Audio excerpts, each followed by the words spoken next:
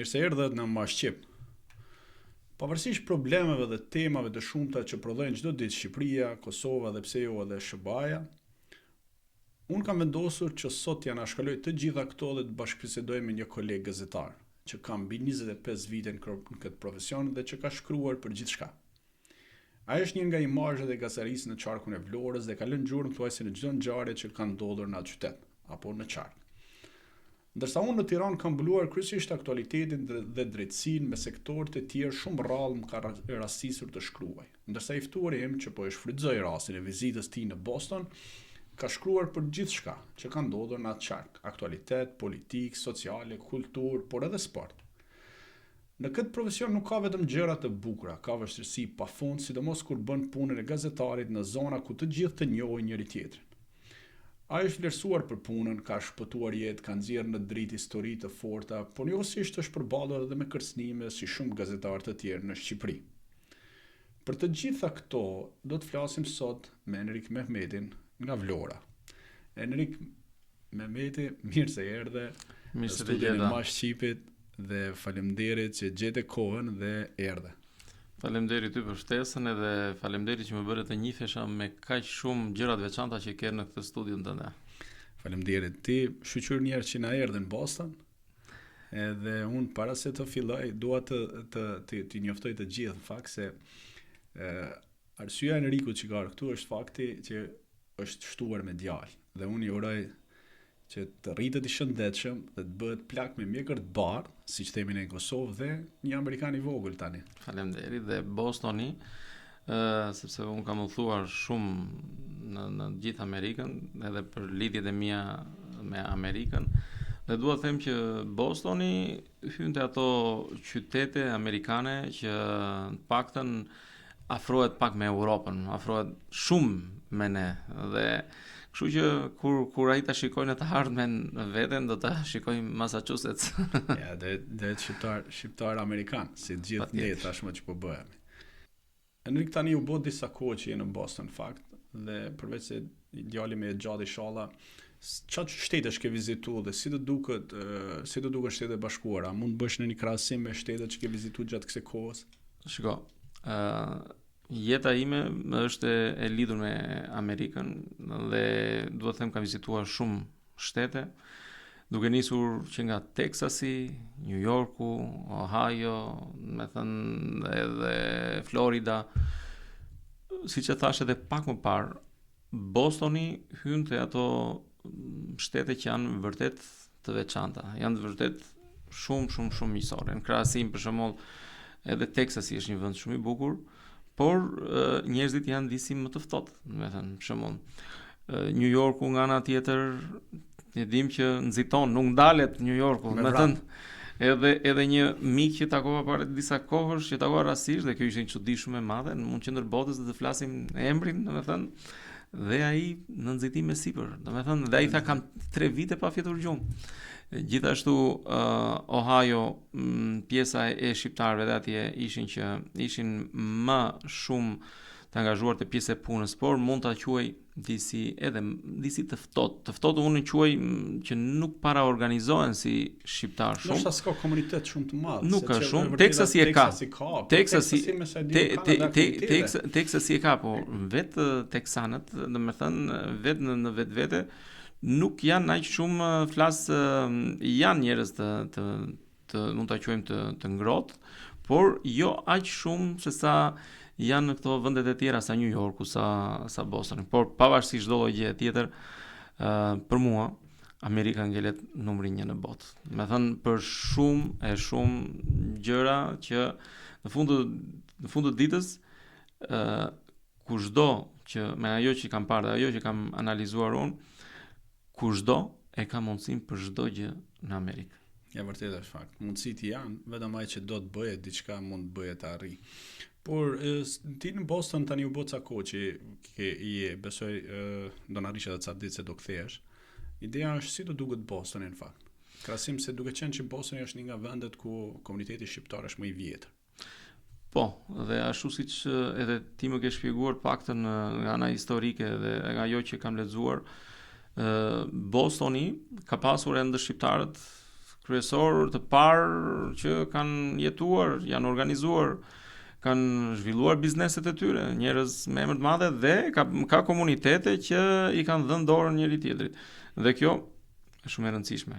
Dhe sidomos për pjesën e komuniteteve dhe sidomos unë e kam parë shumë në Boston, që ka komunitete për shembull portugezët janë organizuar në një pikë.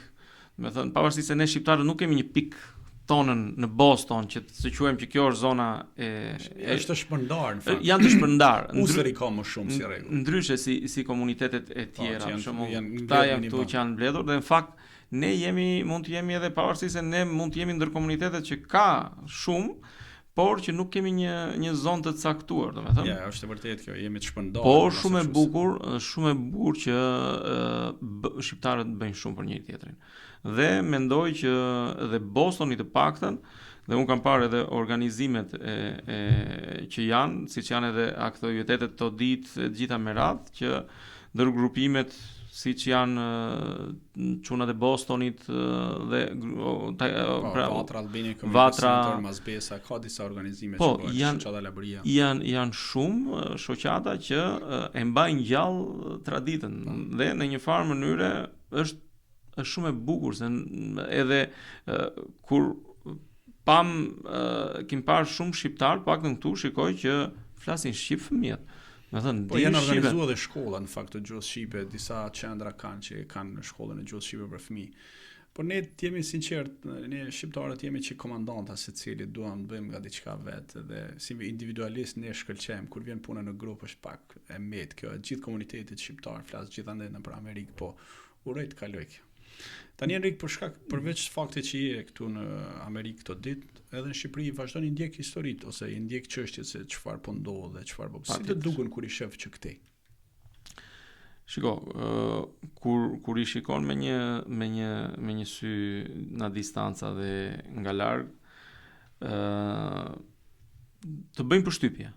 Shumë gjëra që për ne janë rutinë, për shembull për ne s'përbëjnë me lajm, që për ne për shembull një problematike të caktuar, një ndodhi e caktuar, thjesht ndodh, thjesht është, thjesht kalon kur e shikon dhe kur e trajton me disa miq që këtu kanë edhe lidhje, domethënë shtetërore këtu që kanë të bëjnë me institucionet ligjzbatuese këtu, që kanë lidhje me mund të them që çuditen, habiten. Vërtet nuk ka reagim, vërtet ndodhi kjo dhe nuk bën reagim, si ka mundësi. Dhe kjo lloj mos reagimi i bën përshtypje. Këtu për shembull mund të organizohen dhe nëse nuk i pëlqen e zëm një drejtues se nuk është shtruar ajo rruga për shembull apo nuk është vendosur ajo pjesa e shtyllës elektrike në kohë, mund të kërkojnë shkarkimin të një drejtori, për shembull, edhe përgjegjësinë në familje. Ka llogaridhënie. Dhe kjo është gjë shumë e mirë që të paktën te ne duhet të theksohet më shumë pjesa e faktit që duhet të ketë një reagim për çështje të caktuara. Nuk është e thënë vetëm për shembull pjesa ajtë sulmojnë për shembull pjesa e sulmit ndaj qeverisë apo reagim edhe në vetvete. Reagimi dhe vetë personali i lagjes ku jeton. Se më bën përshtypje, se këtu për shembull është se ne na bëjnë shumë përshtypje shumë gjëra, po te gjërat më themelore. Hedhja e mbeturinave që është në vende të caktuar që ne na duket si çudi, ndërsa ne kemi koshin aty, ne e hedhim aty në krah. Do e fluturojmë. Këto janë kryesoret, domethënë, pastaj për mos të vazhduar që i duket çudi, për shembull, të ndërmerret një aksion në lagje nga vetë banorët, po jo më pse, jo, dhe vetë ajo që kam parë, kam mësuar këtu, në shumë raste duhet të ketë reagim për shumë gjëra, për hyrjen e pallatit. Hyrjen e pallatit, pse mos organizojnë vetë edhe banorët që ta sistemojnë apo ta ashtu. Pra, ajo është tjetër gjë, pastaj reagimi që është në shumë gjëra që lidhet me institucionet publike. Po unë flas nisjen nga zerua, nisjen nga pjesa e anës vullnetare. Do thonë çfarë po thon? Jo, kur jeton kur e shef. Është vërtet kur viziton një vend tjetër i kupton ca gjëra se çfarë duhet të ketë. Edhe unë kur era në fillim bënim përshtypje shumë gjëra. Ne diskutuam bashkë pak Të thash, për atë pjesën e vogël që kam bërë një shtesë para shtëpisë, u desh me prit 6 muaj. Që është 1 metër me 2 metër, 1 metër e gjysmë me 2 metër e gjysmë. 6 muaj dhe 2 herë në publikuar në gazetën e qytetit, për të parë që komshita janë dakord që kjo të bëhet. E imagjino ti po bën pallat 7 kaç, 10 kaç pa leje dhe nuk ka reagim. Dhe mund të jetë ku është, ëh? Mes Tiranës dolën ditët e fundit që janë bën ndërtime pa leje dhe prap reagime nuk ka. Por para se të dalim të flasim për karrierën tënde, gazetarese që ke shumë histori, besoj dhe nuk besoj që do na mjafton koha për t'tregu gjithçka që ke përjetuar, por si është rolin e gazetarit në Shqipëri? Shiko, roli i gazetarit në Shqipëri, çdo gazetar në Shqipëri mund ta quaj që paktën gazetarët që guxojnë, domethënë, unë i quaj heronj. Përfshirë edhe ty kur ke punuar në atë kohë në Shqipëri. Pse? Sepse çdo ditë përballesh me atë luftën e përditshme. Çdo ditë je në një sfidë, duke mos pasur në një anë, duke pasur sfidën me median ku je, që duhet në një farë mënyre të përshtatesh, domethënë. Sfidën nga ana tjetër me çdo lloj individi apo njeriu. Dhe në këtë mënyrë, por edhe vetë institucionet që mungon ajo pjesa e mbështetjes të llojit, pra sa gazetar kanë denoncuar, sa gazetar kanë marrë kërcënime. Kjo që falë Zotit, unë e ti ne kemi lidhje me Amerikën dhe nëse ne do kemi një shqetësim, një problem, një tutje tu, diku të adresohem. E kemi derën ku do trokasim. Domethënë, por sa kolegë tanët janë që përballen çdo ditë. Sa, me thënë dhe në shpeshherë shumë në punën time e kanë analizuar dhe kanë parë se pjesa e krimit janë investigatorë shumë të mirë dhe e mendojnë edhe kur bëjnë, si bëjnë, edhe lidhjet që kanë. I paraprish për dhe afekt sigurie për vete, ditë deri kur kufia vija kuqen në farë mënyrë. Dhe në shumë raste, edhe në vitet e kaluara, ndër njerëzit më shpeshherë besimi ishte te policia, po shpeshherë disa drejtues policie kanë qenë të parët, përballja e parë që gazetari shprehte një situatë, shprehte një ankesë dhe ai mund të fliste vetëm me atë drejtues policie, mund të vinte pasaj telefonata ose takimi, kërkesa për takim me një pjesëtar për shembull të botës krimit, duke i reflektuar të gjithë atë. Do të thënë, ja vështirë. S'do në asnjë, paktën flasim, dhe kjo ka ndodhur prej vitesh. Fal Zotit, to vite ka një përmirësim, edhe te ajo që më pyete pak më parë që si e shikon pjesën e reagimit.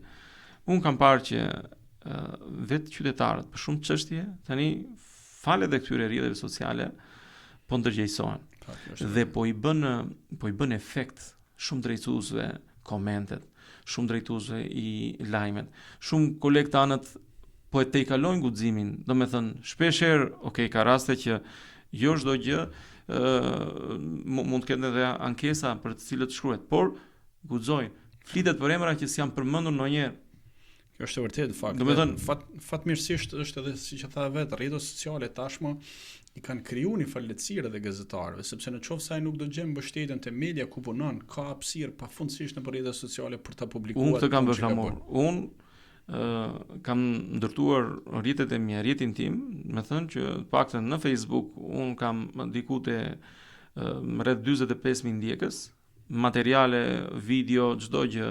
Do të thënë, i kaloj aty, mbi 100.000 ndjekë rreth në Instagram, që do të thotë që në një farë mënyrë dhe kjo duhet të jetë ajo që duhet të bëjnë gazetarët.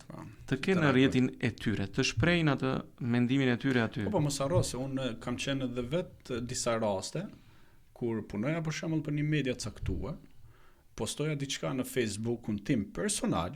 Ka pas raste që drejtuesi i medias ku unë punoja thoshte që nuk duhet të shprehesh ti mendime se punon pranë medias sepse kishte probleme për interesa të caktuar. Kështu që kjo është më e vështirë flas në rrjetet tua sociale sepse disa media nuk i bëjnë presion një farë mënyre gazetarëve, dhe unë e kam pas vetë kosto këtë një farë mënyre, më është bërë që dhe unë i kam da gjërat që në atë kohë që gjërat personale është personale, media unë. Kjo është ajo që duhet të bëjë çdo gazetar që në fillim. Por problemi është tek disa është e vështirë në fakt, por ajo që gjejmë ne hapësirë thash është mediat sociale të tjera, portale pafundësisht që mund të ndihmojnë për të publikuar historinë, ndoshta jo me emrin e tij, por të paktën do të pasqyrohet diku ajo puna e tij e lodhshme për ta investiguar, për ta zbuluar ato se çfarë ka ndodhur. Kjo mendoj që është një lehtësim pak edhe për gazetarët. Pavarësisht që është e vështirë tani, sidomos unë flas me kolegë që ti e di shumë mirë problemet e pagesave që i kanë, thuaj se të gjitha mediat kanë probleme të tilla. Po patjetër. Por që siç të thash, shumë aktualisht jemi në një kohë që çdo gazetar mund të bëj diçka, podcast, gjeneroj të ardhur nga YouTube-i, me thënë nuk është pra mund të tejkalohet në shumë raste. Pjesa e pagesave janë pagesa dhe unë gjej rastin që ndër gazetarët që realisht kanë guxuar dhe guxojnë dhe ndër media që guxojnë shpeshherë dhe që flasin për ta gjitha me radhë. Kemi shumë gazetar që ne kemi miq, duke nisur që nga Gjergj Zefi, Adriatik Doçi, shumë gazetarë të tjerë, Elton Qynua, që guxojnë me punën e tyre dhe në një farë mënyrë, pavarësisht se janë vënë në objektiv shpeshherë, në thënë të situatave të ndryshme, gjithsesi guxojnë dhe çojnë deri në fund. Janë shumë emra të tjerë, thjesht domethënë që më erdhën shumë fakt emra në Shqipëri, sidomos ka plot pafundësisht që mund të rendisim. Po duke qenë që ke shumë vite në gazetari, ç'është e vërteta në rreth e gjithmonë ka qenë keq të paguar, keq të vlerësuar gazetarët në rrethën Shqipëri. Historikisht është, po themi, gazetar nuk i kanë vlerësuar mirë as me pagesat, janë vonuar gjithmonë. Por edhe të rrezikuar. A është ky realitet që vazhdon apo ka ndryshuar diçka? Shiko, gjithmonë vështirësia ka qenë dhe unë thash diçka që duhet gjetur mundësia si do gjetur. Për shembull, kam prej shumë vitesh që punoj për Rain italian. Dhe kemi realizuar materiale shumë të veçanta. Ja do të pyes në fakt për ato punën. Po ashtu dhe nga pjesa e rrjeteve sociale, që ta përmenda pak më herët, që është mundësia për të gjeneruar. Vështirësia gjithmonë është. Por nuk ka ndodhur që të ndodhin situata flas të rënda apo që të kalohet pjesa e kërcënimit. Pse? Sepse fal Zotit ne jemi një lloj komuniteti që nuk e mbyllim në thonjza gojën dhe nuk ndalemi para vështirësive dhe para këtyre lloj kërcënimesh apo këtyre lloj që mund të jenë forma presioni e të gjitha me radhë, sepse kush e ndërmerr të rrugë do t'i marrë të gjitha parasysh. Vite më parë ka qenë shumë problem, por në rrjetet sociale në rrjetet sociale tashmë ti mund të censurosh sa të duash, mund të tentosh të censurosh sa të duash. Po mori rrjedha e mendimit të njerëzve, komentet, pastaj e të gjitha me radhë, kalon në një reagim publik që është gjë e mirë, që ka ardhur koha e këtyre rrjeteve sociale. Domethënë, Enrik, para se të kaloj të disa histori të bukura që ke bërë në fakt, kanë bërë zhurmë që kam edhe kurrështje të pyes, sidomos për ata inspektorët e dheur. A e men parafërsisht sa herë je kërcënuar apo sa herë je drejtu institucioneve për të kërkuar mbrojtje apo? Shiko, mund të them mund të kenë qenë të pakta herët dhe siç thash, duke pasur se ke përjetuar 97, 98 ka qenë vogël. Un kam qenë 11 vjeç, edhe do ta tregoj pak. Ke fillu pastaj ke punuar edhe për kthyes. Jo, aty ka nisur po do të pyes për ngjarjet e 97. Aty ka nisur pak. Po doja të pyesja për këtë punën e se sa kanë ndikuar, se ka pas numër parafërsisht kërcënimesh, sa mund të ketë qenë numër i madh apo numër i vogël që e Shiko, kërcënuar që realisht ka pas diçka të rrezikshme. Me kështu mesazhe nëpërmjet njerëzve, kështu po shiko se lere atë, po le se ai është filani. Normal është presion. Po ky është nipi i intimidim. filanit, po ky është kështu dhe në një farë mënyrë unë hyj te ata gazetarët që nuk bëjnë mbrapa. Domethënë pavarësisht se jetojnë në një qytet si Vlora, nuk kam bërë mbrapa dhe kur ta thash pak më parë që ne jemi me fat që kemi këtë lidhje të fortë me Amerikën. Domethënë që e mendojnë dy herë çdo lloj gjëje, sepse nëse do ndodh diçka është tjetër gjë të ngrihet vetëm shteti, po nga ana tjetër, pra shteti jon, pra po nga ana tjetër, domethënë kur të kërkon llogari dhe Amerika është çik më ndryshe. Ndërsa këto që më thek, po ka pasur raste dhe një prej këtyre rasteve unë ta kam thënë që ishte vetë një drejtues policie që ishte i angazhuar në një farë mënyre duke ndihmuar palën tjetër, palën e krimit dhe duke i dhënë një suport akoma më të madh.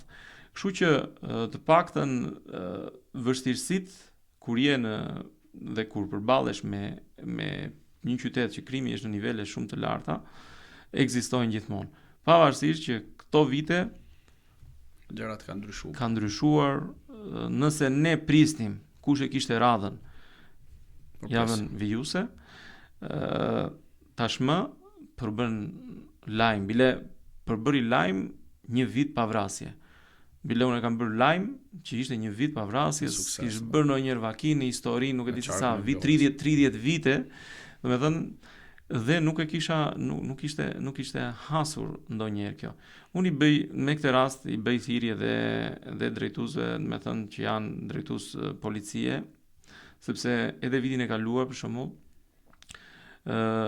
nuk e di nëse je në dieni, u akuzova dhe u përshiva në procedim nga ana e një drejtuesi policie, vetëm që unë duhet të fshija pamjet dhe mos të publikoja pamjet e atij djalit që u dhunua. Sherrri atij 17 vjeçarit famshëm. Që u dhunua. Kamarierit. Domethënë, po mirë, ja, ne jemi këtu, a mund të fshiheshin ato pamje, atij fëmijë që ai sot e kësaj dite ka trauma, domethënë, dhe ishte një drejtues policie që mua më kërkoi këtë gjë, domethënë.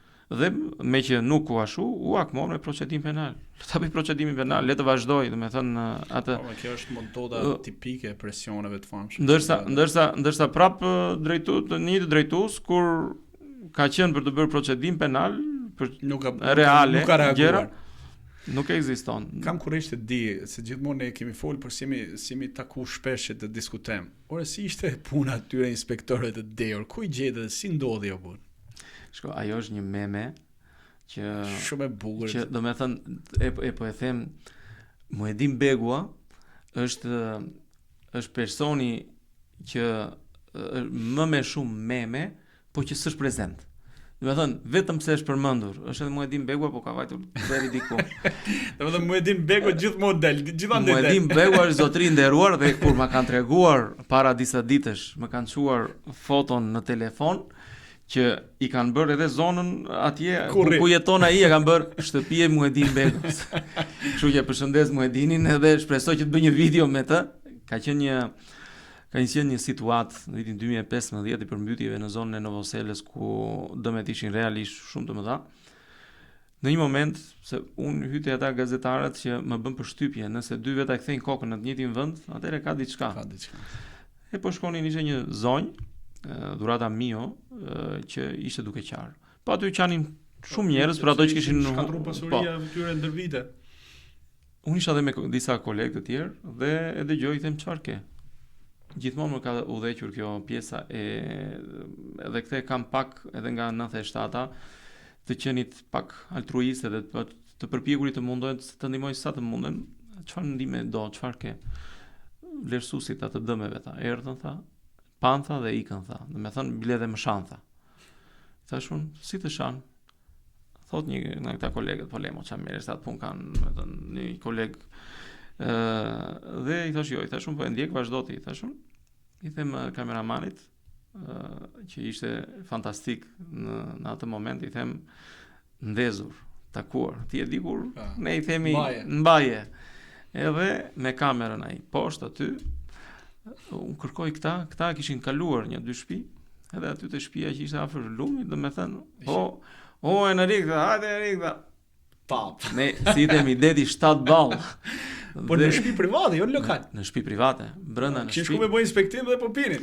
Dhe ishin duke pirë, dhe në atë moment i them ata menduan se nga që Enriku shok, hajde dhe por në profesionin ton ne kemi miq, kemi të njohur, po pa e kaluar limiti, se po e kalove dhe hyre te procesi lajmit dhe procesi skandalit, se ky ishte skandal, nuk ishte, më thonë, ky ishte skandal që ka ngelur. Edhe gjithmonë ma nisin dhe meme gjatë gjithë kohës. Aty kam vazhduar, kam bërë intervistën dhe aty është edhe ajo pyetje epike që domethënë një zonjë ju denoncon që jeni deur. A mendoni se jeni të deur? Domethënë ti bësh dikujt pyetje që është i deur edhe ti bësh të lloj pyetje. A mendon zindirsh? Dhe pikërisht ai zotëria aty thotë domethënë unë se kuptoj pse e bën këtë pyetje, thotë, po do të kolaudosh, thotë, kena ato, do thoshte testin e alkoolit. dhe të kolaudosh dejen ton. Edhe ai vazhdonte, ai kryeplaku me birrën në dorë, edhe domethënë po një birrë ta pim ne për ujë, domethënë ne e dim gjithë si vazhdoi, pati pezullime, pati shkarkime në atë kohë, pati një reagim shumë të madh nga ana e opinionit publik, sepse ishte po përveç humorit, domethënë ajo situatë zgjidhi një problem shumë të madh. Zgjidhi pikërisht vlerësimin e dëmeve. Në një kohë që aty bëheshin ndoshta në bazë të gotave të rakis, aty u shkuan njerëz serioz, shkuan njerëz që morën të gjitha shënimet e duhura dhe nuk shikonin të u përmbyt ai i katit të 5, domethënë, por vlerësonin atë që u përmbyt aty në katin e parë. Është një prej ngjarjeve mund të them që mbaj mend në një prej skandaleve dhe gjata siç ndodhe dhe rëndom që kur realizojmë një skandal, përgjatë ditës, një ditë para se të publikoj skandali, se unë doja ta publikoja që në mëngjes, që të kishte kohë dhe të mbante gjithë ditën, se kishte edhe ngjarje të tjera atë ditë. Përgjatë asaj dite, more telefonata pafund, more presione pafund, oferta, domethënë vetëm mos e publiko, domethënë që ishin të lloj, domethënë jo. Kishte para një herë domethënë që hyte ata pasuri jetë njerëzore, që gjithë jetën punonin për atë punë dhe të vije puna e pikërisht, domethënë dhe shumë nga ata që më njohin, siç e thash, e njohin vendosmërinë time për pjesën e lajmit dhe të çuarit të drejtës deri në fund. Dhe kjo kështu do jetë gjithmonë. Por si ndodhi historia e Grabicit? Si ndodhi që ndoqe çollove rastisht aty apo çfarë ndodhi? Ajo është histori vërtet që ndodh tamam një në 1 milion. Mund ndodh të fiks. Në fakt, aty isha ndaluar dhe kam qenë bashkë me familjen. Zbresta makina, duhet të merrja diçka, ishte një dyqan se do niseshim në udhëtim për në Tiranë. Shikoj një grua shtri në shes dhe dikush i bërtiti, po policinë se kishte njoftuar njëri. Wow, tha. Shikoj, mendova se ishin 2 grabitës dhe se u dallua që po ndodhte diçka, gruaja shtri në shesh dhe ja bënte me në telefon. U afrova te xhami. Mendova që ishin 2 grabitës dhe pjesa e një grabitës mund të ishte neutralizuar dhe grabitis tjetër që mund të vriste atë që mund të ishte neutralizuar, domethënë, por në fakt ishte një baba që po shpëtonte fëmijën e tij, ishte hedhur përsipër dhe shitja që ishte shitja e argjendarisë. Në atë moment dola nga makina, shkoj aty, nxjerr telefonin, se telefoni se ndaj asnjë nga dora. 2 telefona, por njëri qëndron gjithmonë në dorë. Kalon direkt instinktivisht në video, me njëri telefon njoftova policin dhe pastaj filloi që bëj video. Dhe ofrova aq shumë sa që të më shikonte mua dhe të kuptonte që ishin njoftuar, ishte marr masa që mos të vriste njëri, domethënë, duke qenë që mendova se ishin 2. Pastaj momentin që ky person po më shikonte edhe nga xhami, duket edhe në video që del nga argjendaria, më drejton armën mua dhe ikëm me vrap. Unë spostohem larg makinës time që dhe nëse do më godiste, mos të më thënë apo njerëzve, se ishte një pika që ishte kalimi, ishin vizat e bardha, dhe me qindën e sekondit marr andej nga s'kishte njerëz, që dhe po menin plumbat, menin andej, domethënë. Të thash që ajo 97-a më ka lënë pak me pasoja, pak, me thënë... Po ne instikti është i gazetarit. Po jo, ose si ndodhi në Gërdec. Gërdec shpërthente, ne shkonim brenda. Gjithë iknin, ne iknim brenda. E kemi ne këtë, domethënë e kemi, si quhet, sëmundje profesionale quhet, domethënë, apo çik çmenduri, ëh? Të dyja të bashkë. Kemi pak. Imagjino të Gërdeci shpërthenin raketat, ato shpërthimet ande, gjithë iknin fshati, ne gazetarë shkonim me pas çapo ndodh atje. E kupton, domethënë, mendojmë hiç për sigurinë tonë. Fiks, nuk e mendojmë kur. Domethënë, para ekskluzives, para ekskluzives. Po shpëtove dhe ti më vogët atëherë. Dhe drejton armën, mora këtej, ai ku andej, e unë ndiq në mbrapa. Atë. Në një moment dëgjoj tau, disa krisma.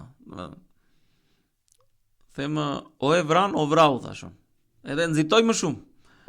Shikoj unë, kishë mbrit policia atje, e kishin shtrirë atë në shesh atë djalin, e arrestuan, u shpëtua çanta plot me flori, ishte një, mund të them një sken që filmash, tamam një sken filmash, që po mirë më derte lajmi ishim okej. Po atë që pata, atë që bojnë ndiqja në mbrapa, domethënë, këtë më thanë edhe të familjes. Nusja me vajzën e vogël ishte disa muajsh e vajza, domethënë. Po mirë tha, nuk mendove tha që jo që ishim edhe këtu tha edhe mirë tha, hajse tha, edhe mund të kapte një plumb mua tha ose kështu, po s'mendove, i tha prandaj mora andej tha, që plumbi të merrte andej tha. Është e vërtetë fakt, ne gazetarë na jemi të shmend. Shqipërisë mos kur e diskutojmë me një njerëz këtu në Amerikë, që kështu ka ndodhur, kështu i japin sy thonë. Si ka mundësi thotë ti, këto gjëra i bënë janë ndej. Dhe këto i them unë histori pafundësisht ku i tregoj këtyre këtu. Kolegët e mi, se unë pa në ato kohë pata shumë telefonata kur pam videon, se u bë video virale edhe në media ndërkombëtare, gjitha merat. Edhe kolegë të mi, qoftë italian, qoftë edhe këtu amerikan të ABC 7-s, apo me thënë në media të tjera, të gjithë më thanë, domethënë më pyetën për të pjesën që më thanë, ore, bile një italian ky shoku im i rajmë tha, ore, mos ke nevojë ta të bësh një vizitë, më tha mua. Po pse i thash? Po mirë, më qysh rrezikon tha, më thënë kaq shumë tha. Po ekskluzivje i thash unë. Pastaj do të fare, në atë moment ashtu është, adrenalina. Pastaj i thash, dëgjoj, ja shakave, përveç të tjerave i thash, ishte edhe një jetë rrezik, një jetë njeriu ose dy jetë njeriu, i thash që mendova që gjykova që thash edhe ti shpëtoja, i thash. Kështu që gjithsesi, kjo pjesa jon është shumë interesante dhe kjo është edhe historia disi e grabitis së argjentarisë. E di histori pafundësisht në Shqipëri me gjitha rastet, me gjitha gjërat jemi përballë në fakt. Ka shpesh raste edhe ashtu, akoma është ai instikti që shef duke u zonë ca njerëz, ta filmoj, të figurosh, ose shef që përplasje makina, ta filmoj duket që ashtu, ose domethënë ai instikti i brendshëm i gazetarit s'te le. Mira, jo, po shpesh edhe jemi futur edhe për t'i ndarë, edhe si ndërmjetës. Hajde thua ta mbyll se gjunaf, po vrinë. Se gjunat, domethënë, kjo është që gazetar prandaj e përmbyll të temë duke thënë që në Shqipëri kolegët tanë, ne gjithë me radhë, siç e thash në fillim, jemi heronj në një mënyrë apo në një tjetër dhe dua t'i përshëndes të gjithë kolegët që çdo ditë luftojnë, përballen me sakrifica, përballen me strese, që duhet ta çojnë deri në fund misionin e tyre dhe duhet që të luftojnë në një mënyrë edhe në një tjetër. Heronj të rrezikojnë të jetës tyre, po. Ndonjëherë them kur vi këtu ose kur erdha këtu, e pash tash me vete si ka mundësi kemi duru kaq shumë. Edhe me keq po themi vlerësimin. Ose keq trajtimin në punë, e shumë gjëra janë. Kështu që heronj po heronj të kujt. të opinionit publik, të të mirës publike, apo të pronarëve ku punojnë? Por që gjithmonë unë ngelem te ajo që secili duhet të rrisë faqen e tij, rrjetin e tij, podcastin e tij edhe Do bëj diçka për vete. të bëj diçka për vete, mos të ndalet vetë. Ja, ke drejt. Po, a mendon se unë nuk dua të të pyes shumë në fakt shumë gjëra, se para të fillem me historinë 97 si ke përjetuar, do të pyesja cila ka qenë situata më e vështirë që ke përjetuar gjatë profesionit në Vlorë? Se unë do të pyes më poshtë edhe për bandat e famshme e krimi organizuar, jo vetëm në Vlorë, po edhe në gjithë Shqipërinë, do të pyes edhe për kanabizimin më poshtë. Po flas cila është ajo që e ke përjetuar, po themi që ka qenë më e vështirë, realisht e vështirë për ju. Shiko, Përveç gallatës me të këto të deorit që doli u bë me famshme gjithandej. patjetër. Do të thënë kanë qenë kryesisht edhe njerëz që edhe te pjesa e botës së krimit që janë vrarë, po janë edhe gjallë, që në një farë mënyre donin që të jepnin mesazhe me fjalë gjithmonë, dhe kjo ka qenë, mund ta quaj në një farë mënyre ajo që bën krimi, pra ai që hyn te pjesa e krimit të mirëfillt, që e ka menduar e gjitha me radhë, kryesisht ka dërguar mesazhe për çështje të caktuara, dhe përgjigjja ime ka qenë që nëse shikon që un jam pal, do të thënë, atëre vazhdo, ndërsa nëse un që të bie drejt pa të drejtë në qafë, dhe nëse un jam në të drejtën time, do të thënë, nuk ke se çfarë të më bësh, do të thënë. Dhe çdo lloj mesazhi jam vënë dieni, do të thënë, struktura brenda dhe jashtë Shqipërisë, do të thënë të ndryshme, dhe pikërisht në lidhje me këto situata ndër ato që un kam rrezikuar jetën, që mund të them që mund të kisha vdekur, ka nisur në 97-ën, kur un kam qenë përkthyes me italianët vetëm 11 vjeç në atë kohë. I gënjeve për moshën, besoj. I kam gënjur. Do të thënë, i thosha, por kishte edhe një gjë që nuk guxonin atë kohë të dilnin shumë njerëz. Po, nga sepse ishte dhe ne kishim një budallëk, mund të Pra ti nuk morë armë si gjithë tjerët. Jo, mora. A mora dhe ti kur Ja, hapën depo? mora. Un kam qenë dhe pranoj publikisht, kam qenë një nga ata që kam marr bashkë me të tjerët një pistolet, një dy kallash, se jetoja direkt mbrapa ishte shkolla e aviacionit. Do të thënë, I kishe afër. I kisha afër. Edhe mund t'i barjet, edhe si mi bardh në shtëpi. Dhe na duheshin ne, sepse bashkë me baban dhe njerëz të tjerë pastaj në lagje u organizuam që mbronim lagjen, pa ardhur italianët. Kur erdhën italianët, pastaj unë aty kam pasur edhe rrezikun e parë të jetës, dhe jam përballur pikës pari kur po shkoja në shtëpi, ne kishim një budallëk shumë të madh që kur binte një sirenë që e quanim sirenë e zanit, aty dilnin qellonin që të gjithë. Qellonin që të gjithë. Sirena e zonit Çavushit thua apo zonit? Ajo ishte sirenë që kanë qenë për emergjenca. Okay. Dhe ne ja vini me emrin sirenë e zanit, domethënë, sepse ndizej alarmi. Po, që bëni me rrimasa. Qelloni pra. Domethënë qelloni se vjen Berisha. Po, sulmu Vlorën, e ma historia e famshme. Domethënë, dhe të gjithë nxinin kallashët, qellonin babam qellonin kot. Në atë kohë po kthehesha në shtëpi kur fillon shiu plumbave, kështu e quanin me shiu plumbave. Mua më zbërthet, ma kishte dhuruar, me thënë, një prej atyre mareshalëve italian, më zbërthet ora dhe mbije. Tekstualisht, dhe më rënqetet mish sa e rekujtoj. Unë ulem për të marrë orën dhe dëgjoj mbas mbi kokën time dëgjoj një gjip. Në atë moment ka qenë një Benz 240, domethënë, futem poshtë atij Benzit, se me trup vogël kisha në atë kohë. 11 vjeç. Bum bum bum bum bum. Domethënë, në çdo ce binte ky shiu, mbasi prisnim që të pushonte ky, shkojnë në shtëpi, por pak më përpara, që s'ka lidhje kjo me gastarin, kemi rrezikuar jetën si familje në anijën Katri Radës. Tragjedin e Otrantos. Ne do iknim me atë anije. Dhe shkojmë në zonën në një zonë njohur si Triporti në Vlorë. Aty ishin disa anije peshkimi që po niseshin. U qellua me armë, gjë e zakonshme, vdiq një person. Lere tha babaj, do shkojmë, tha se njoh. Tha dikë, tha atje, tha se nisen edhe nga porti. Shkojmë atje, ishte Katri Radës. Këta i thonë nuk ka më vende. Ne na prisnin disa të afërm që shkuan, u nisën. Po, që kishin hyrë. Po, edhe të paruar qofshin familja Maze, ishin të afërmit tan, me fëmijën që s'kish mbusur as 40 ditë. Kur ndodhi tragjedia, babai u mërzit shumë se nuk Po pse Ipën. do të ishit edhe juve në atë Po. traget si rregull? Po, jo traget ishte anije. Anija që Anije ushtarake, radhë. ishte 4 radhës, një prej atyre që ishin 4 silurus, do të thënë. Cila ishte arsyeja që u kthyet që syt vetëm Ishte fakti që plot. s'ka vend. Ishte plot dhe personi që fat. i ishte atje i ka thënë Timeti që shiko, po të doni mund të jepni, po do është plot dhe nuk dihet, po ndodhi në një avari rrugës, atëre do ketë probleme që mund të ktheheni prambrapa. Ajo tha se meroj familjen, tha të kthehen prambrapa. Nesër tha, në orën 6 të darkës tha, do niset filan anije tha se e kemi marrë tha Pashaliman tha. I thot ky, dhe shumë atë ishin të vogël, sa pa falas, sa me mik, sa me. Po, siç ndodhte në atë kohën e rrëmujave. Dhe pikërisht aty kur i marr vesh atë ishte vërtet shumë rënqese sepse bashorti i të afërmes time nuk u gjet më, fëmia u gjet edhe kushurira u gjet. Kjo ishte piknisja.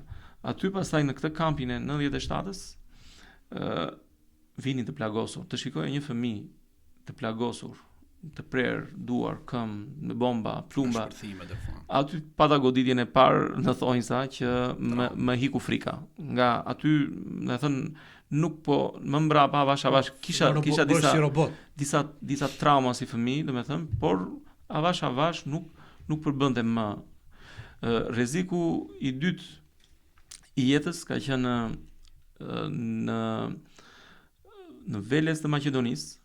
Unë siç thash punoj dhe për Rajn. Po, keni qenë pjesë. Dhe kemi qenë dhe bashkë me kolegun Ilario e varkës dhe trenit. Po.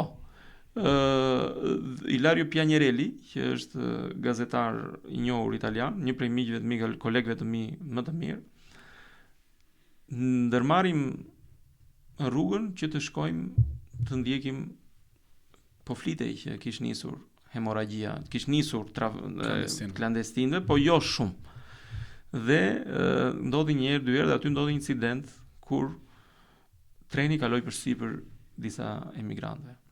Po flini në shinë. Në shinat e trenit. Aty ne shkuam herën e parë, zbuluam çdo gjë, çfarë zbuluam? Zbuluam që brenda kishte edhe terrorist. Zbuluam njerëz që sapo na e tregonte dikush, e morën, e rrëmbyen, e mori një grup njerëzish edhe e tërhoqi, një që po dëshmonte në atë kohë. Ne i bëm njoftimet. Pastaj këmba këmbës na ndoqi shërbimi sekret Maqedonas. Mua më kujtua i humori, nëse e mban mend, ne shkoni me makina, ndiqte një mbaj mend si tani një Land Rover i bardh me xhama të zi, ata të veli Discovery të vegjël. Dhe ne ndaluam në një karburant që më ulëm për të ngrënë, dhe në një moment duke ja shpjeguar të historinë, ja shpjegova këtë shqiptaren, i kthem në makina bashkë me ata, edhe i them hani se kemi rrugë për të bërë. Kemi rrugë gjatë. Kur u rikthyem përsëri, ta kalosh me shaka. Patjetër. Por që ishte situata shumë e nder, kur ne shkuam në kufi, aty ka qenë herën e dytë, ka qenë dhe një tjetër kolege italiane, kanë nxjerrë armët.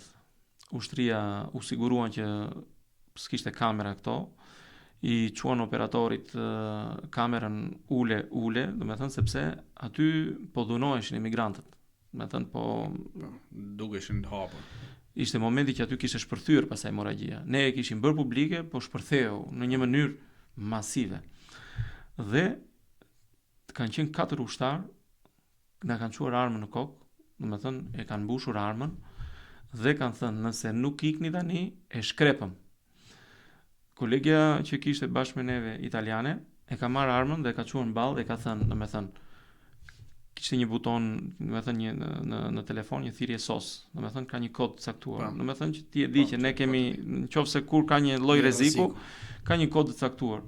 Dhe përdori atë kodin dhe i tha na vritha, domethënë, por tani gjithë bota tha, domethënë do ta di kush jeni ju tha dhe do mbani një përgjegjësi tha, jo vetëm ju tha, po brezbas brezi tha. Dhe në atë moment kur e pan që u bën disa lvizje me telefon, se kamerën e thyen, kamerën që kishte operatori, ja morën në dorë dhe e përplasën në atë. I thot një prej këtyre që mos qëlloni, mos i vrisni. I thot një prej këtyre drejtuesve të ushtrisë. Kjo ka qenë një herë tjetër ka qenë kur u dogj Norman Atlantic, tragedi, nëse mban mend, nga që u nis nga Greqia me disa emigrantë. Ai ishte tragedi mirëfill, i vun paktën nga ajo që u mor vesh atëherë disa emigrantë vun ndezën një zjarr nga ftohtit në brenda në garazh, u dogji gjithë tragedi gjitha me radhë dhe për ekskluziven, për hir të ekskluzives, sepse asnjë nuk shkonte dot atje, deti ishte të paktën ka qenë në 9 ball do të thotë që nuk mund të thosh dot me një mjet ujor, atje vetëm helikopterët kalonin dhe këto mjetet e shpëtimit e kishin ndërprer procesin e shpëtimit. Shkojmë atje, kamera u mbyt, domethënë, ai operatori ju nisët me anije të vogël, me një motoskaf të vogël.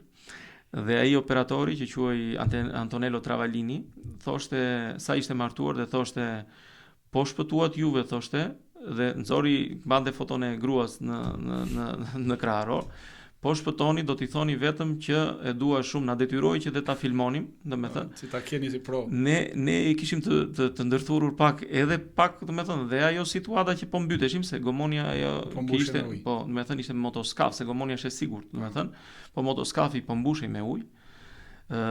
Ne arritëm që të bënim videot me celular, nxorëm ekskluzive botërore, se asnjë media nuk e kishte atë. Ç'po digjen ato. Po, ai piloti u trembe ai, se ai ishte nga këta skafistët e vjetër, se flitet 2 ata skafistët që kishte ikur në det me shumë ball, po që për hir të kuriozitetit, më të sigurt janë gomonet se sa skafi, sepse çfarëdo që të ndodhi, pavarësisht se ka pas viktima, tubolari qëndron përsipër.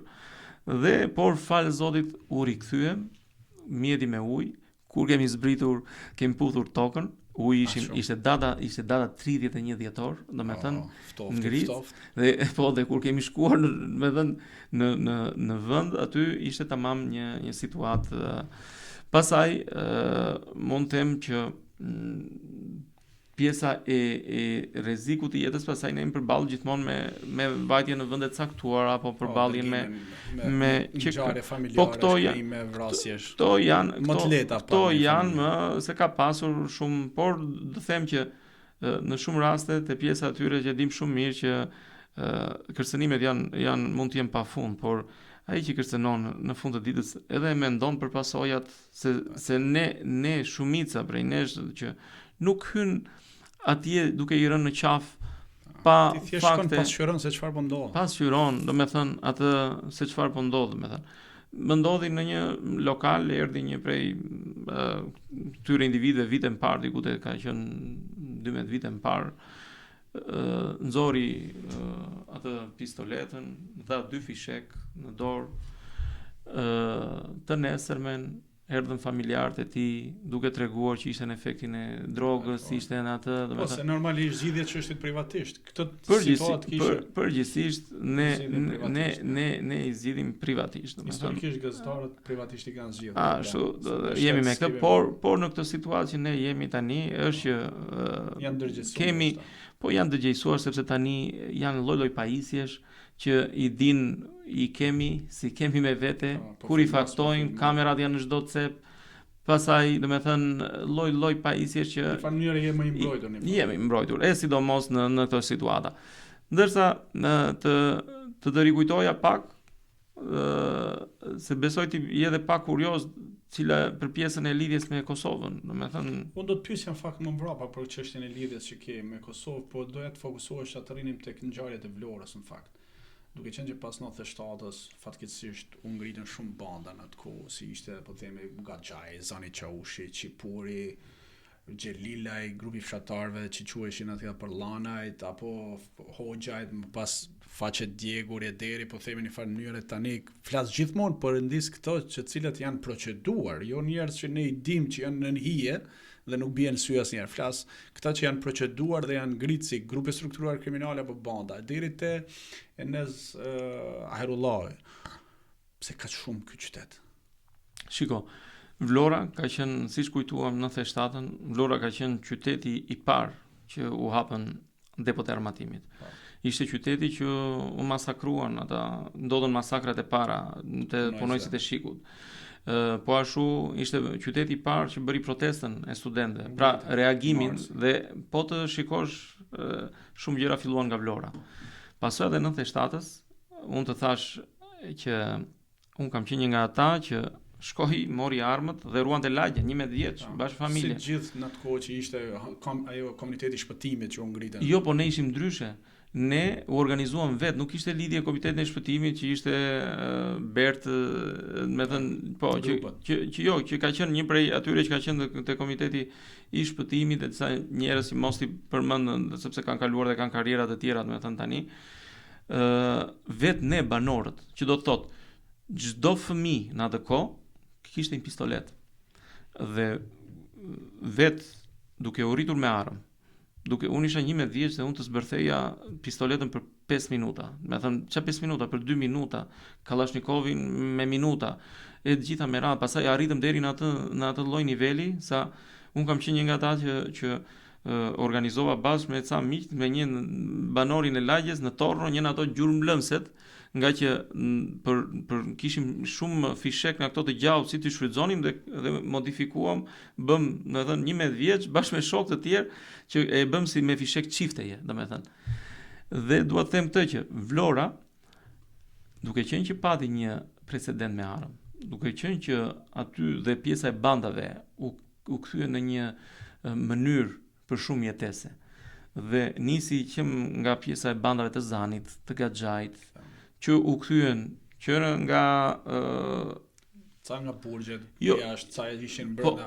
U kthyen, jo, dua të them që shpesh herë edhe siç ndodh edhe rëndom që disa munduan të shfaqnin veten, domethënë Robin Hood. Disa pasaj kaluan në një nivel tjetër për treguar forcën dhe vrasjet ishin nga më makabret. Ndodhen në vende të tjera, po jo si në Vlorë. Në Vlorë për shembull që kishte raste që për shembull vrasjet ishin në një mënyrë për treguar agresivitetin shumë agresive. Të tregojmë ndonjë detaj, për shembull arrinin deri aty sa i kanë mbushur mishin me kripe dhe pastaj e kanë futur në makinë dhe i kanë dhënë mesazhin këto për shokët e ngushtë ku nuk arrinin dot te objektivi. Dhe më mbrapa pasaj vijoi me këtë pjesën e kemiegone shumë të theksuar dhe nuk ja falim, nuk fal njërin, nuk fal tjetrën, nuk fal njërin, akmarrjet kanë qenë kryesisht dhe gjëra të vogla që kanë ndodhur edhe në fier. Domethënë, qysh që akmarrjet në shumë raste i kanë transformuar, i kanë kthyer nga njerëz që kanë qenë njerëz të thjeshtë apo kanë qenë nuk e kanë vrarë personin që ka bërë krimin, por kanë vrarë familjar. Dhe pastaj aty kanë kaluar dhe unë nuk ta thash kot që pritej kush do ishte i radhës në Vlorë. Po kishte një gjë që përgjithsisht pavarësisht e ato gojdhënat e këto tregimet e këto, po përgjithsisht kanë qenë kryesisht në fokus njerëzit që janë vrarë. Pra dije, por kishin bërë diçka. Jo kishin bërë, po dua të them, për shembull, nuk kanë qenë njerëz të rrallë, kanë qenë njerëz të pafajshëm që kanë qenë pjesë e këtyre atentateve që mund të quhen efekte kolaterale në një farë mënyre. Si në shumë raste dhe në shumë raste duket sikur janë përpjekur të gjeni njerëz sa më shumë profesionistë. Pse? Sepse nëse do vritej dhe dikush gabimisht, do hapë një asmëri tjetër. Dhe të paktën ne në Vlorë që jetojmë aty, na marrim disi pak për të çmendur edhe ne, edhe në i thonjë za. Të gropa. Por egoizmin e kemi në plan parë dhe pikërisht egoizmi ka çuar në shumë këtyre ngjarjeve. Sot që flasim, po e theti që nuk ka shqyr, nuk ka asnjë nuk ka dhe ajo që ne dhe ajo që duhet dhe ajo që është që duhet jetë një zonë bregdetare, duhet jetë një zonë turistike, sepse nëse do ndodhi, me thënë, një vrasje në mes të plazhit, një vdekje në mes të plazhit, jemi total, po përpiqemi të ndërtojmë një imazh tjetër. Do të pyes në fakt edhe më vonë për çështjen e turizmit. Cila mendon që nga këto grupe që folëm ne ose ato çfarë mendon ti kanë qenë më të rrezikshme në qytetin e Vlorës? Ndoshta edhe që i kanë bërë edhe dëm më shumë, po themi, edhe imazhit, po edhe në pasoja njerëzore. Grupet nga 97 dhe në 99 kanë qenë grupet më të hidhura që kanë lënë gjurmë, 97 patjetër që ka lënë ato gjurmë të errta, krijoi vrasjet më të egra, nëse mund t'i quajmë, Dhe aty u mësuan dhe grupe të tjera më mbrapa për vrasjet me show. Ne e mbaj mend shumë mirë ato hedhjet në erë, vendosjet e eksploziveve, me thënë një atentat që u rikthye edhe para disa vitesh, një atentat që ju bën një djalë i ri fatmirësisht shpëtoi, domethënë. Fakt janë bo plot atentate në Vlorë, sidomos ai rasti i gjyqtarit e më mend se aty ishte ato ishin me show. Ka qenë ai i gjyqtarit, ka qenë ai i një tjetër një djalë të ri që ishte aty në afërsitë qendrës tregtare, kanë qenë shumë në atë kohë. Po në atë kohë ka qenë edhe një lloj situate tillë që mungesa e kamerave, mungesa e mënyrave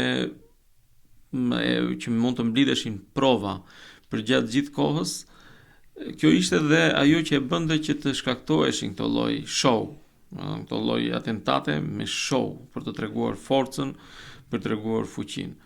Më pas ishin ekzekutimet në mes të qytetit. Por duke qenë që niveli i zbardhjes së ngjarjeve dhe dokumentimit të ngjarjeve filloi që të ishte në nivele të rritej, në nivele, dhe akoma më shumë mos flasim edhe për pjesën e Spakut që Spaku është pak i vonë shumë fakt, dhe të jemi sinqert, unë kam mendim ndryshe pak, se të është e vërteta në Vlorë apo dhe në qytete tjera nuk është që ka zbulu diçka Spaku, përveç se materialeve që kanë ardhur nga Sky ECC-ja. Po pikërisht, po pra, frika mos do ishin Sky ECC-ja, nuk është që do zbartën e ngjarje. Po fakti që e hapi Spaku, sepse kam pasur më përpara ka qenë edhe programe të cilat filluan të zbërtheheshin, BlackBerry filloi të zbërthehej sepse në atë kohë ishte me demek i papërgjushëm, por në shumë raste nuk i shkonin deri në fund. Të paktën Spaku, unë mendoj që impakti i Spakut, edhe këto ngjarje tani këto vitet e fundit që nuk ka pasur shumë ngjarje, shumë ishin në ankth se çfarë do të nxirrte Sky, se çfarë do ishte brenda, kush do ishte brenda, çfarë ishte komunikuar. Domethënë, kjo ishte edhe pjesa që puna e mirë që ka bërë Spaku, ndërsa grupet më të ashpra, unë patjetër që duhet të theksoj në atë kohë ato grupet që rikthehemi përsëri prap te 97-a, 98-a, grupet cilat e nisën çdo gjë. Bën ato vrasje për show, unë mësuam më pas që të krijohej dhe frika e vrasjeve me show, për të dhënë mesazhe, për të dhënë, ndërsa ne pam edhe ngjarjen e Ervis Martinaj për shembull që në një farë mënyre flitej se në fillim ishte një ngjarje që flitet akoma nuk e kemi të sigurt që se çfarë ka ndodhur, por u fol që ishte një ngjarje që pati dhe një dokumentim me video. Por kjo video më mbrapa nuk u zbulua se si ishte apo se çfarë ndodhi apo pse. Pikërisht për faktin dhe frikën se çfarë do të sillte pasoja e dokumentimit të këtyre ngjarjeve. Që do të thotë që rritja dhe sidomos të paktën në vitet e fundit e vendosjes së kamerave të sigurisë, pajisjeve të ndryshme ka sjell dhe zbardhje ngjarjesh, pavarësisht se ka shumë atentate që nuk janë zbardhur, që në një farë mënyrë janë të zbardhura, por nuk janë zbardhur. Ja, në fakt, me që kujtove pak edhe historinë e gjyqtarit Ikonomi, besoj në atë kohë në Vlorë ke qenë, edhe kur ndodhi, edhe vazhdon edhe kësaj dite. Unë kam qenë të parët, gazetarët e parë, madje në telefon kam edhe foton e Mercedesit 250 vjeç, se para disa kohësh shkuam te këto pikat që sekuestrojnë makinat, edhe ka ngelur ajo gërmada e asaj makinës me atë tavanin e ngritur si pasojë e shpërthimit. Ajo është një ngjarje që ngeli nuk mori kur një zbardhje, paktën në ca cirkuj dihet se kush qysh si tek. Prova nuk është se ka pasur të mjaftueshme, siç thash që në atë kohë sistemet, kamerat sigurisë, të gjitha me radhë nuk kanë ekzistuar në një masë kaq të madhe, tashmë ka një ndërgjegjësim edhe nga vetë qytetarët, edhe nga vetë shteti, po edhe nga vetë bandat kriminale. Domethënë sepse kamerat sot më të sofistikuara, sot për sot, i kanë vetë grupet kriminale. Jo, kjo në vërtet fakt, sepse edhe operacionet që bëri erpasere policia për heqjen e kamerave të sigurisë në vendet publike, të cilat i kontrollonin nga grupet kriminale. Po ç'a mendon Enriku, duke qenë që është përdit që jeton në Vlorë, a ka grupe kriminale aktive në Vlorë? Shiko, unë e kam thënë edhe në rreth mish. Sot që ne flasim, Vlora nuk ka grupe të mirëfillta, gjobvënse, grupe të cilat domethënë i tmerrojnë njerëzit. Pse nuk ka? Nuk ka sepse Vlora ka grupe, domethënë ka grupe kriminale, po flasim grupe që të tmerrojnë apo kur kalojnë ata kaloj ky apo kaloj ai. Pse? Përgjithsisht ne jemi një qytet egoist. Domethënë duket çik si ky stereotipi që unë e tregoj. Unë flas edhe për veten time. Të shpjegova pak më përpara që kam qenë pjesë e një 97-s ku kam parë në fillim 97-ën ku kam parë fëmijë plagosur, njerëz të vdekur e të gjitha me radhë. Dhe pastaj në 99-ën, historitë e Kosovës, historinë e një nëne që më ka ngel në mendje që çfarë ke për darkë, i thanë, domethënë çfarë po gatuan këtu, hapën kusin, i futën fëmijën, domethënë brenda. Janë makabre. Që unë jam një nga ata që kam dëgjuar histori dhe më ka traum, nuk mund ta quaj, po më shullur ai çelësi i frikës. Domethënë po ashtu dhe shumë vlonjat të tjerë që e kanë egon pjesë të jetës së tyre. Kjo do të thotë, dhe pse janë vrarë shumë vlonjat? Janë vrarë pikërisht për pjesën e egos, domethënë. Ca janë vrarë për pjesën e pavarësisht që kanë qenë të përfshirë në për ngjarje të ndryshme, të mpleksu për asmarira, shokësh. Po jo vetëm ajo, po dhe të mpleksu çik, domethënë edhe një çik ndonjë kështu, domethënë grabitje të ndonjë lëndë narkotike jashtë vendit apo një gjë apo një tjetër. Si gjithmonë në Shqipëri gjeni bëjnë ekzekutimin e tjetër. Domethënë por shumë janë varë që nuk ka organizata aktive, po themi një farë që është funksionale. Aktualisht tremën njerëzit kalojnë te lagje. Jo, nuk ka. Sot që flasim nuk ka një organizat, nuk ka lagje që ti mund të shkosh edhe njerëzit të druhen. Domethënë sot po ka pasur, domethënë edhe vite më parë ka pasur, akoma më shumë, domethënë sa afrohemi në vitet tani të vitet e mvoshme, aq më shumë flasim për një vend më të qetë, domethënë. Po, vazhdon Vlora të jetë qyteti më shumë persona të cilët janë zhduk sot e kësaj dite. Paktën ka qenë një vit, domethënë. Por që akoma nuk janë gjetur. Nuk janë gjetur, por ka qenë një vit, dhe flasim për ato vitet, domethënë në vitet e kaluara që pati shumë të zhdukur. Domethënë në atë vit u zhdukën, pati një numër, domethënë nuk të përafërt, ishin disa njerëz që sot e kësaj dite nuk dihet, nuk gjendet. Por edhe ata besoj që janë zhduk vet, automatikisht nuk zhdukën, po ideja si pasojë krimeve, implikimeve të ndryshme. Patjetër. Domethënë, por pikërisht kjo është ajo koha që un po rikujtoj dhe po them që çdo vit çdo muaj kishte ngjarje. Ne thoshim kush është i radhës. Domethënë kush e ka radhën tani? Kush është i radhës tani? Po pse ndodhi thuaj? Pse është ai fenomeni i zhdukjes këtyre personave? Shiko, në atë vit, në ato 2 vite, kanë qenë 2 vite që kanë qenë 2 vite anarshie, që edhe ligji nuk ishte i fortë, edhe shteti, edhe institucionet, edhe domethënë kishte një sër faktorësh, domethënë nuk ekzistonte faktori frikë fare. Po cila është arsye mendon që shumica prej tyre janë zhduk? Ato çfarë diskutohet flasë, ose ne jemi punë e prokurorit. Secila prej tyre ka historinë e saj. Domethënë secila prej këtyre zhdukjeve ka një histori më mbrapa, dhe fakti që edhe unë mendoj që dhe shumë prej këtyre familjeve din gjëra që dhe shumë e din se nga kush i erdhi, thua. Din shumë, domethënë mendoj që din qysh si tek, mendoj që shumë prej këtyre familjeve kanë dieni.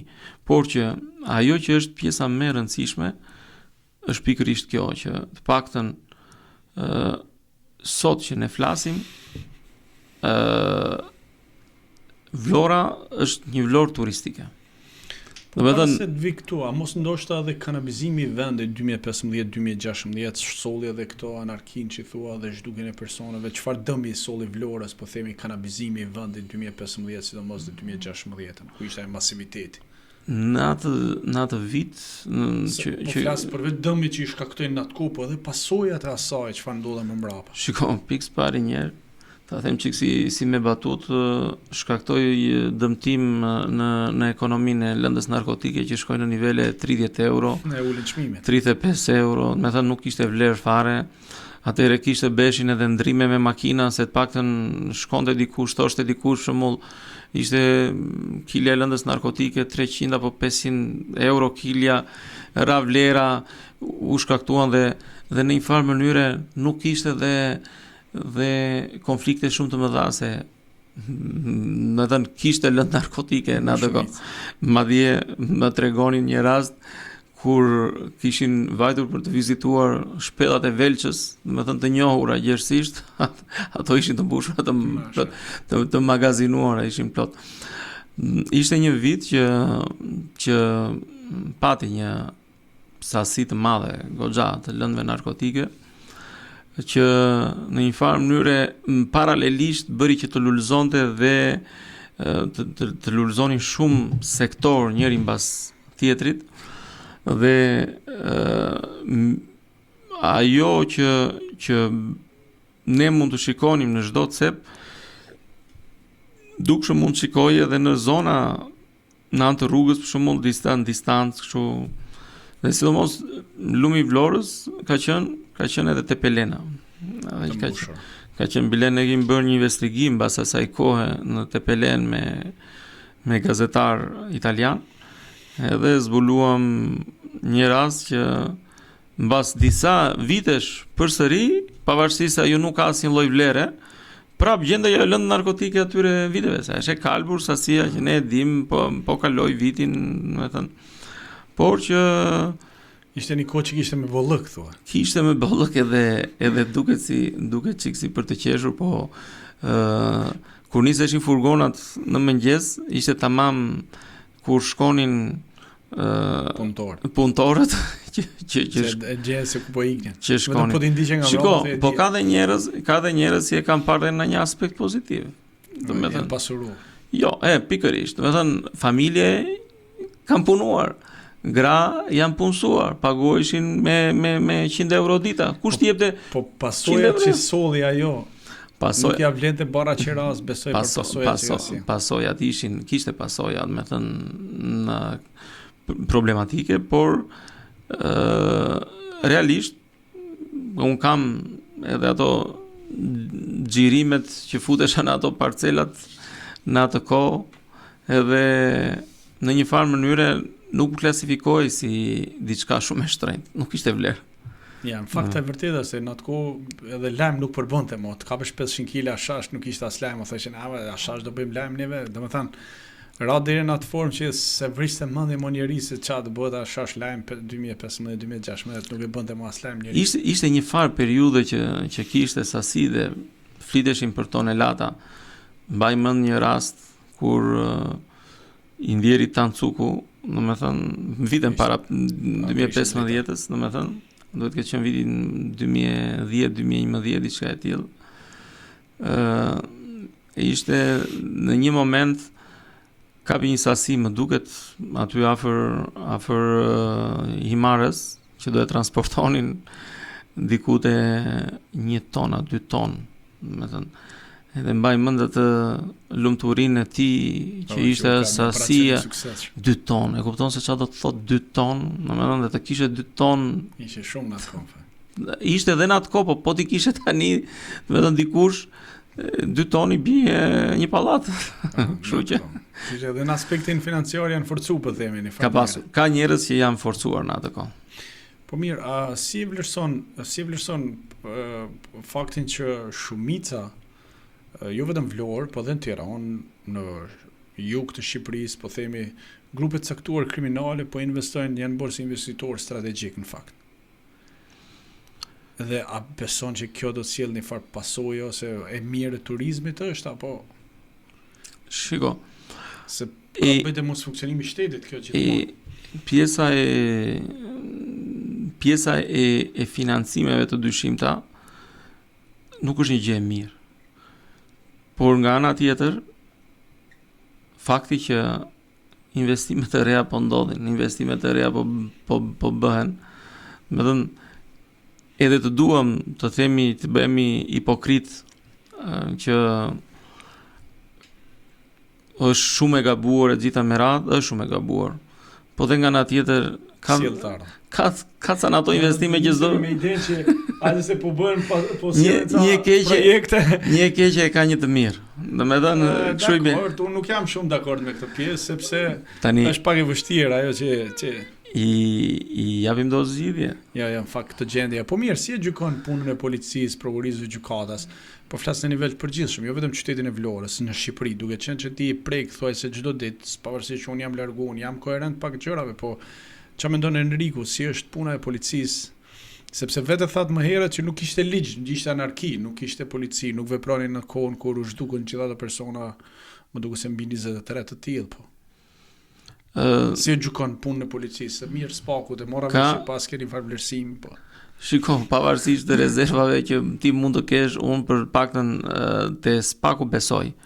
Do me thënë, te spaku besoj sepse e kam ndjerë në kurrizin tim të qytetit tim, të zonës time dhe gjitha me radhë që pjesa e spakut solli qetësi. Do me thënë, dashur apo pa dashur, në Afrika apo pa Afrika, nga hapje skajt apo nga pa hapje skajt, sepse në një moment që ti s'ke një institucion, po ty prokurori i rrethit e ke në burg. Sot ish prokurorin e rrethit të Vlorës. E ke në burg. Me thënë, apo funksionar policie që drejtues policie komisariateve ka dalë të një. Do me thënë që kanë problematika që ndërsa kur përmend spakun është institucioni vetëm që të paktën është besimi ende për sa i përket zbatimit të ligjit, sepse mbase nuk ja arrin dot të mbyllin çdo gjë, mbase nuk mbyllin çdo dosje. Po për hir të së vërtetës, domethënë, thash pavarësisht rezervave të tua që njerëzit kemi parë arrestime, i kështë parë para këto arrestime? Nuk i kështë parë, për hir të së vërtetës.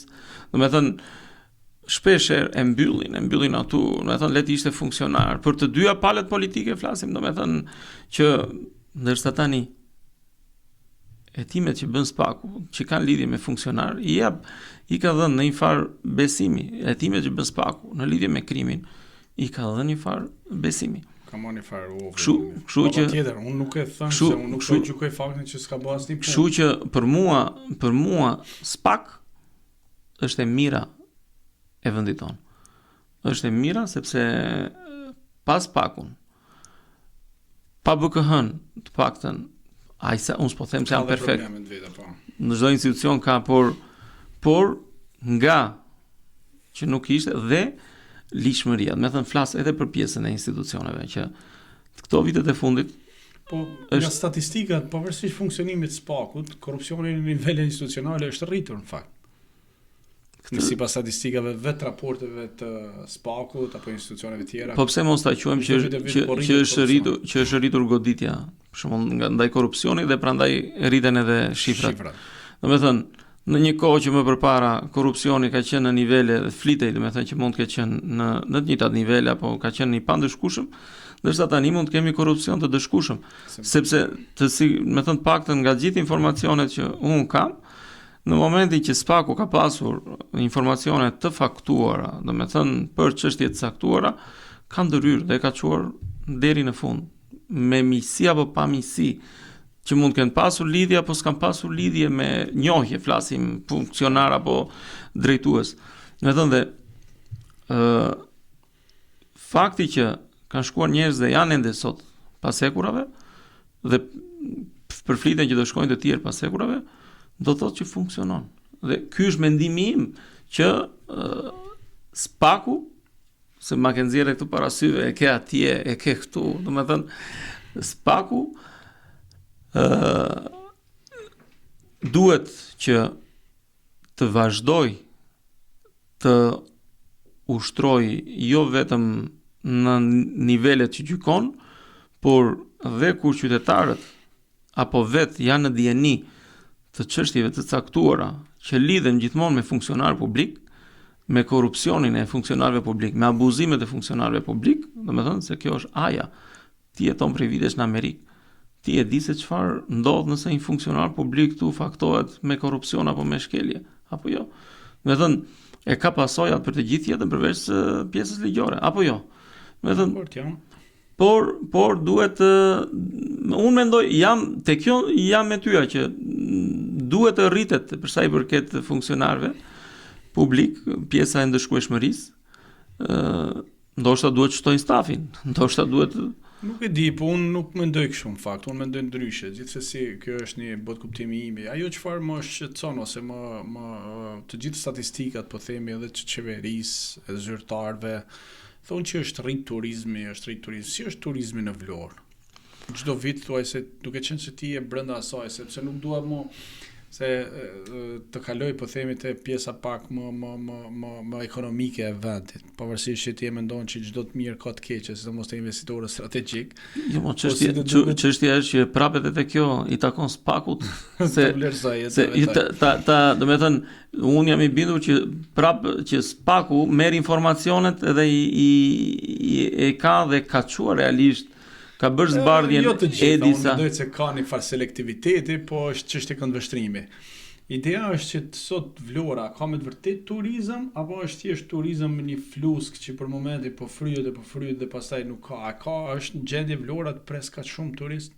Shko, Vlora në kohën që ne flasim, po kthehet në një destinacion turistik. Domethënë, ato që ne kemi parë në Spanjë, në Itali, në vende të bukura, këto përgjithsisht, pavarësisht se ne kemi ende për të mësuar si vend. Duhet të mësojmë shumë, po mësojmë shumë dhe ndonjëherë po e tejkalojmë atë sensin e mikpritjes. Ta shpjegoj edhe pse. Nivelet e turistëve po rriten realisht, ka turist. Çdo vit më shumë shikojmë, kemi parë Spanjën, kemi parë francezët, janë ata që po dynden vitin e kaluar dhe këtë vit, më thënë. Italianët na ikën. Ideja është që ata italianët ishte një situatë që po vinin shumë italianë, po s'po vjen më njëri më pra. Ja ta them unë pse, domethënë, sepse italianët erdhën për ato çmimet e lira që ishin fillim. Italianët prisnin, po shikoj një ditë një postim, kishte vendosur një pjatë makarona, një pjatë frutadeti, edhe një sallatë, edhe një birë, dhe kishte vendosur aty ho pagato da pazzi, domethënë pagova si çmendur, thoshte 16 euro. Ju duk shumë 16 euro. Sepse ishin mësuar me ato çmimet e lira. Dhe filluan pasaj të na vinin nga italian, domethënë cilësor, filloi të na vinte këta turistët e Napolit, domethënë këto. Madje në një rast ishte një prej këtyre italianëve që u sulte kuzhina, pse porositi dhe më vonë se të tjerët, edhe tha do t'ju therë, do t'ju vrasi, tha atyre të kuzhinës. Kishte italianë që ikën pa paguar, kishte që vidhin, domethënë, pra dhe ishin ne kemi turist edhe italian, jashtë shakave kemi cilësor, domethënë, por ishte pritshmëria e këtyre çmimeve të ulta. Në Vlorë filluan të rrisnin çmimet, domethënë rritet cilësia, rritet edhe çmimi. Kjo gjë nuk po i pëlqente. Jugu i Italisë u braktis.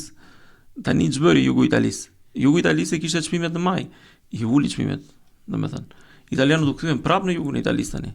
Dhe ndërsa nga ana tjetër tani kemi francezët, kemi spanjollët, kemi po afrohen amerikanët, domethënë ka nga zonat nordike e shumë tjerë, që do të thotë kjo, që mos u dukem si promotori turizmit, por me qëllim të pyet realiteti që e njeh situatën. Realiteti është ky që turizmi po shkon shumë mirë. Domethënë dhe ne duhet ta mbajmë. Dhe atë kur të thash këtë që ne po e teprojmë pak me ato sjelljen tonë të mirë, pavarësisht se kemi nevojë për më shumë profesionalizëm në shërbime, kemi nevojë për trajnime për kamarierat, kemi nevojë për trajnime për, domethënë, komunikimin për kamarier. Në ata të mirësjellshit ti je i bindur që po importojmë nga vende të tjera, domethënë, pastaj kush ngelet pasaj, do marrin nga ata o vlla çfarë do marrësh. Pastaj ka dhe më keq. Ka filluar aty në radhim që po marrin edhe nga Bangladeshi që edhe vitin e kaluar isha në Venecia dhe mua habita gjithandej nga Bangladeshi, ishin po se s'ka punëtor, kuzhinier, më dhe security për qytetin e Venecias që i të kontrollonin atë pasin me hy, ishin nga Bangladeshi, City of Venezia, thoshte. E njëjta gjë më ndodhi mua në Barcelonë, në Spanjë, domethënë. I kishe të gjitha dhe guzhunjere, kamariere, çdo gjë, madje në një moment u zune me njëri tjetrin aty në uçona lokali. Meqenëse është kjo forca mungesa e forcës punëtore. Janë rritur e disi rroga tani dhe konkurenca shitur. Pra, që mos të, me thënë, dukemi siç thash, por turizmi është mirë. Është kualitativ, është cilësor. Po ndryshon për të mirë, domethënë. Po ndryshon për mirë. Domethënë apo mësohemi? Duhet sepse duam apo s'duam ne, po na çon nevoja. Jo nevoja, por po na çon përshtatja. Domethënë, po unë mendoj këtë, duke qenë që përmend edhe më herët çështja e investitorëve strategjik, në momentin që ai ka investuar atë paratë duke i siguruar në një farë rrugë paligjshme, nuk i jep shumë rëndësi cilësisë dhe shërbimit, se nuk është që është gjerësit shumë para që ka siguru për ta rregulluar hotel.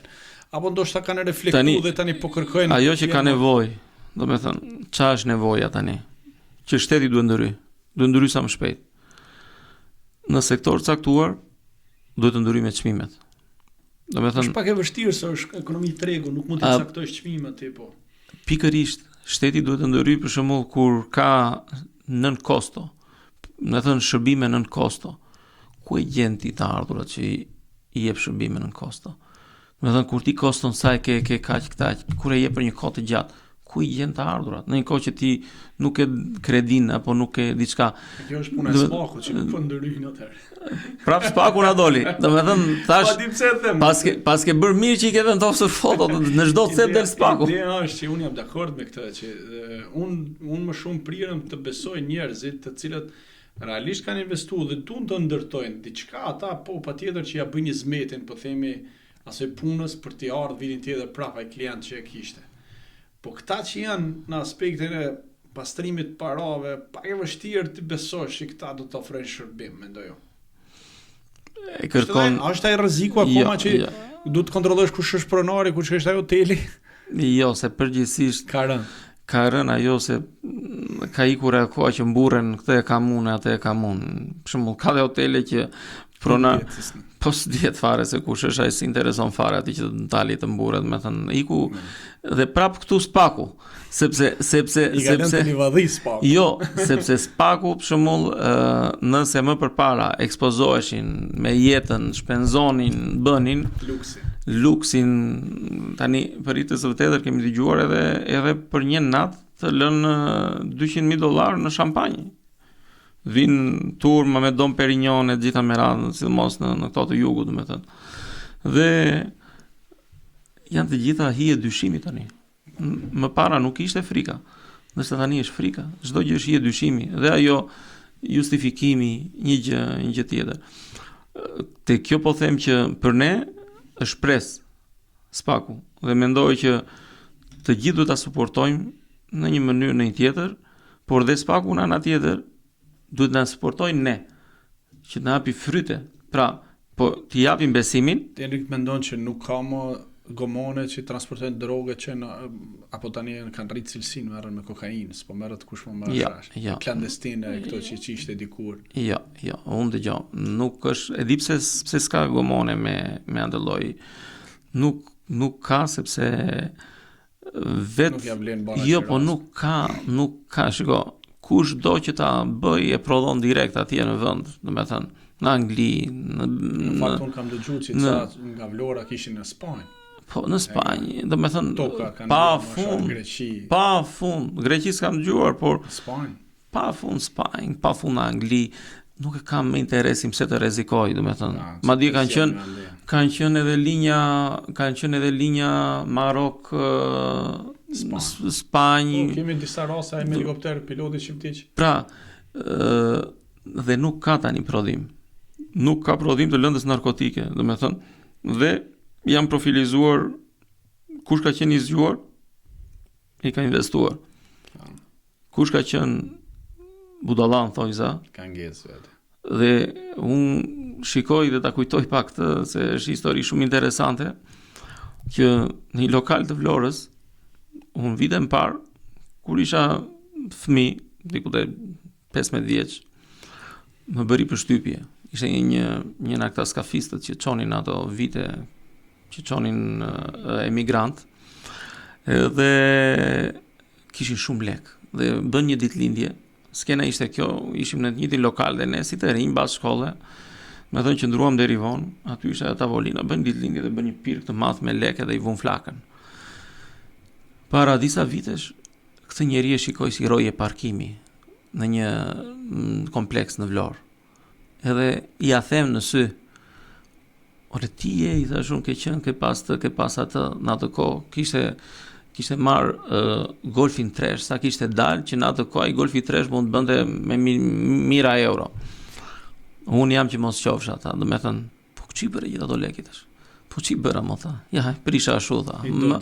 Ca kshuta, ca i bleva ata dyqana sajta, i bleva shtëpi sajta, i bleva, me thënë, janë këta njerëzit që nuk kanë ditur që ti investonin. Pastaj ka edhe të tjerë që janë, domethënë, kthyer në biznesmen të mirëfillt, në investitor të mirëfillt. Pra, se do rikujtojmë pak edhe këto historitë kështu, domethënë, janë fakte kurioze. Vërteta që kanë ndodhur, ose flinin makina të reja në shtëpi s'kishin ku flinin.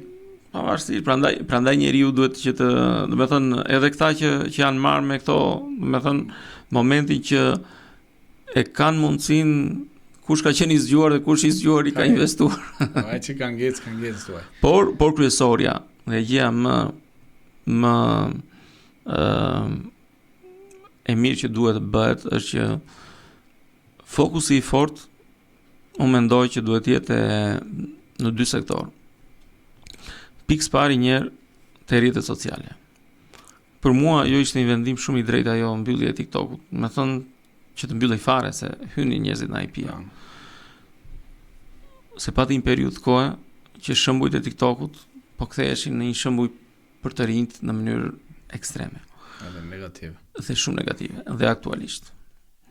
Duhet ato filtrat që po i vendos çdo shtet deri në që nën 16 vjeç nuk duhet ketë asnjë platformë sociale. Fare, as Instagram, asgjë. Do të thënë as TikTok, asgjë. Sepse këtu fillon gjithë pjesa e shembullit të rinis, domethënë. Pastaj te pjesa që kjo po lidhet paralelisht me arsimin. Kur folëm para disa ditësh, më the që ti me fëmijët e tu po shkonit në natyrë e të gjitha me radhë që po eksploronit lumenjë të gjitha me radhë. Duhet filluar interaktiviteti me fëmijët, domethënë. Pra, jo vetëm me 4 mureve, por e shumë gjëra të tjera dhe të ketë sa mundësia është. Arsimi shumë i rëndësishëm, me thënë te pjesa e fëmijëve. Brezi që po rritet do jetë e ardhmja. Kjo e rrjeteve sociale dhe sidomos një periudhë, se ndoshta ti e ke ndjekur në larg, një periudhë kishe pafund video të rrjeteve të fëmijëve. Dhe nuk përbënin më lajm, nuk përbënin më një kështu ndodhi me armë, me thënë pse, shembulli atyre që dëgjonin ato këngët bëshin ashtu, ato sfidat, ato lojrat, ato ai ishte shembulli se si duhet bëni para. Shkatroj brezi. Po, në rrjetet sociale.